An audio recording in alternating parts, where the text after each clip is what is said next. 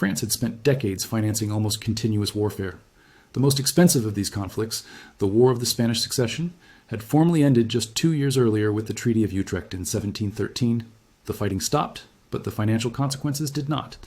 By 1715, French government debt had climbed to an estimated 2.3 billion livres, a figure that dwarfed annual state revenue.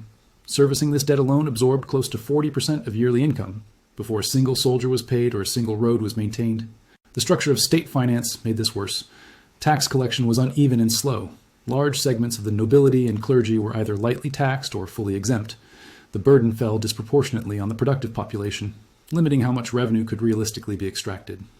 Borrowing filled the gap. Short-term loans were issued to cover operating costs. Older debts were rolled over into new instruments. Interest payments were treated as unavoidable, not negotiable.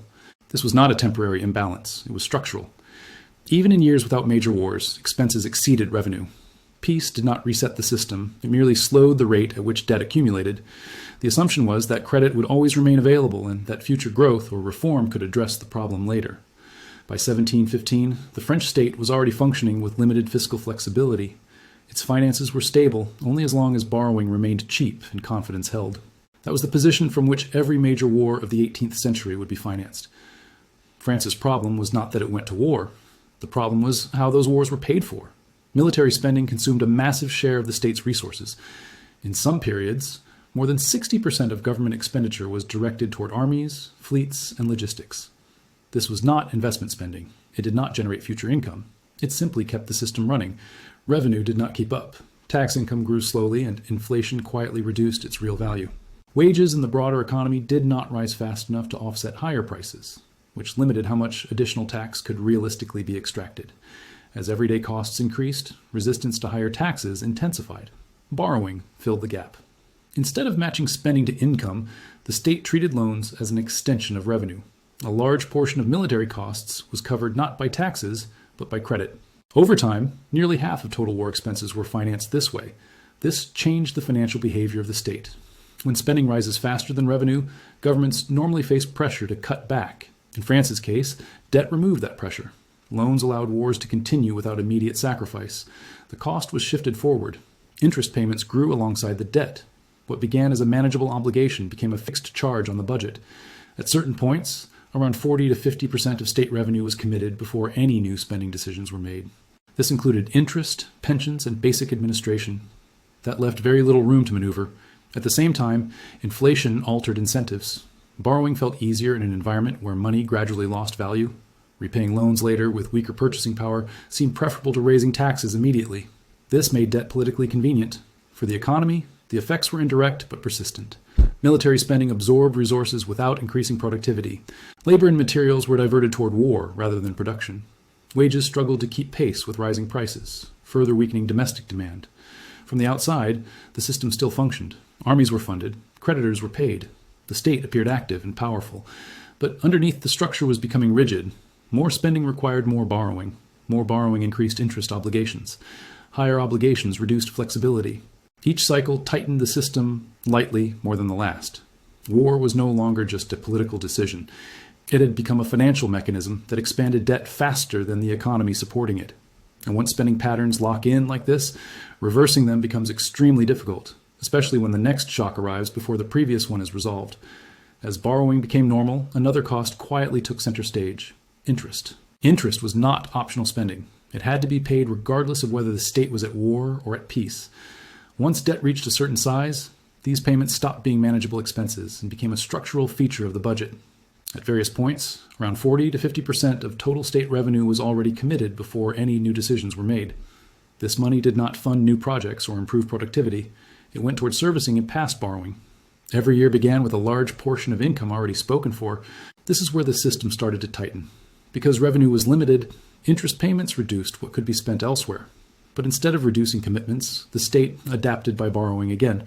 New loans were issued not only to fund wars, but also to refinance older debt. This process did not reduce obligations. It extended them. Debt stopped behaving like something that could be paid down. It behaved like something that had to be maintained. As long as credit remained available, this rollover cycle created the illusion of stability. Old debts disappeared on paper, replaced by new ones. Cash continued to flow. Payments were made on time. From the outside, the system looked functional. Inflation reinforced this perception. When money gradually lost value, repaying debt in the future felt less painful than raising taxes in the present. Politically, borrowing was easier than reform. It delayed consequences without eliminating them. This environment rewarded short-term survival over long-term balance.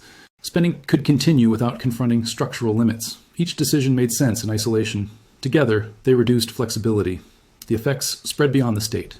As interest absorbed more revenue, less money was available for infrastructure, economic support, or relief during bad harvests. The productive economy received limited investment. Wages struggled to keep pace with rising prices, which reduced purchasing power and domestic demand. For ordinary people, this pressure was gradual. There was no single moment of collapse. Living costs rose faster than income. Taxes felt heavier even when rates did not change, because money bought less. Confidence weakened quietly. Inside the Treasury, the situation became increasingly rigid because so much revenue was locked into fixed obligations. Even small disruptions required emergency responses. A poor year, a delayed tax collection, or a sudden expense could not be absorbed easily. Every problem now required the same solution: more borrowing. This is the critical shift. Debt was no longer a tool, it was a dependency. The system could still function, but only under specific conditions. Credit had to remain cheap, lenders had to remain confident, revenue had to arrive on schedule. Once an economy reaches this point, its margin for error disappears. Stability depends not on strength, but on continuity. The structure did not break immediately, it continued operating. But it was no longer resilient, and systems like this do not fail because nothing works. They fail because too many things must keep working at the same time. As interest payments absorbed a growing share of state revenue, the pressure had to be transferred somewhere. In France's case, it moved toward taxation. The problem was not simply how much tax was collected, but who paid it.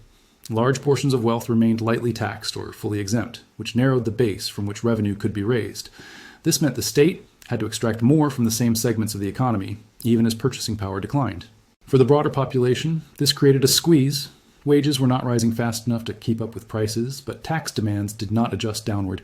In real terms, the burden increased even when rates stayed the same. What people paid took up a larger share of what they earned. From a fiscal perspective, this was inefficient. As pressure increased, compliance weakened. Collection became harder. The cost of extracting revenue rose while the net gain shrank. The state was working harder to collect money that bought less than before. At the same time, confidence in the system began to erode. Creditors did not panic, but they became cautious. Lending terms tightened. Interest rates edged upward to compensate for perceived risk. This made new borrowing more expensive, which further increased future obligations. The government was now caught between two constraints. Raising taxes further risked economic and social strain. Borrowing more increased interest costs and reduced flexibility. Cutting spending was difficult because so much of it was already committed. This tension did not produce immediate collapse. Instead, it created hesitation. Decisions were delayed. Temporary measures replaced structural fixes. Short-term financing became the solution to long-term problems. For ordinary people, the system felt increasingly unbalanced. Costs rose. Support declined. The benefits of state power were less visible than its demands. Inside the financial system, the warning signs were subtle but clear. Confidence was no longer automatic. It had to be maintained. And once confidence becomes conditional, even a functioning system can shift quickly when circumstances change. At this stage, France's problem was no longer just high debt or heavy taxation. It was liquidity. The state still had assets on paper. It still had the authority to tax. It still had an economy beneath it. But it did not always have cash when it needed it. This distinction mattered. Governments do not fail when they are insolvent on paper. They fail when they cannot meet obligations on time. Salaries, interest payments, military expenses, and basic administration all require immediate funds. Delays are interpreted as weakness, not inconvenience. Because a large share of revenue was already committed to interest and fixed costs, the margin for error had disappeared. Even small shortfalls created stress. A delayed tax collection, a poor harvest affecting receipts, or a sudden expense could not be absorbed internally. Borrowing was the default response. But borrowing now came with conditions. As confidence weakened, lenders demanded higher returns. Interest rates rose to compensate for perceived risk. This meant that each new loan solved a short-term problem while making the long-term situation worse. More revenue would be required later just to service the same amount of debt. This feedback loop tightened quickly. At certain points, more than half of available cash flow was effectively pre-allocated. What remained had to cover everything else. When expenditures exceeded this narrow remainder, emergency financing became unavoidable.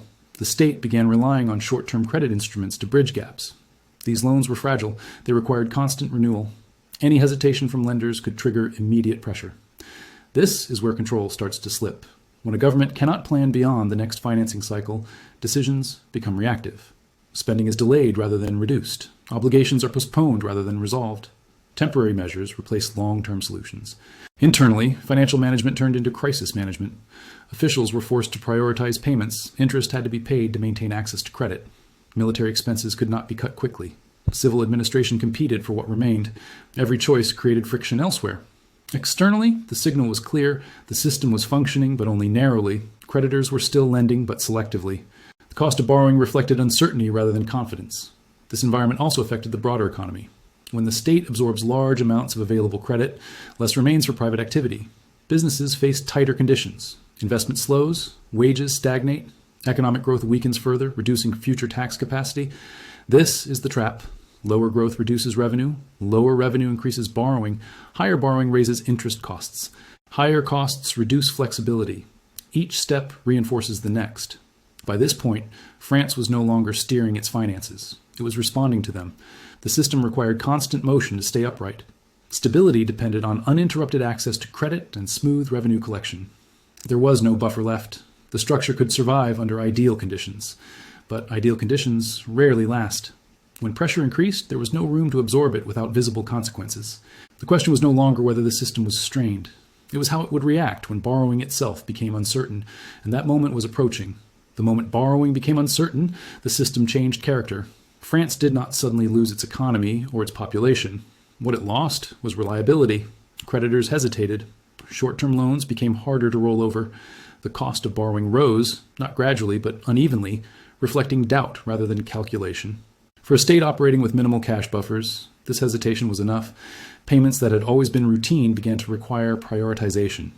Interest obligations could not be delayed without risking complete loss of credit access. Military expenses could not be reduced quickly without operational consequences.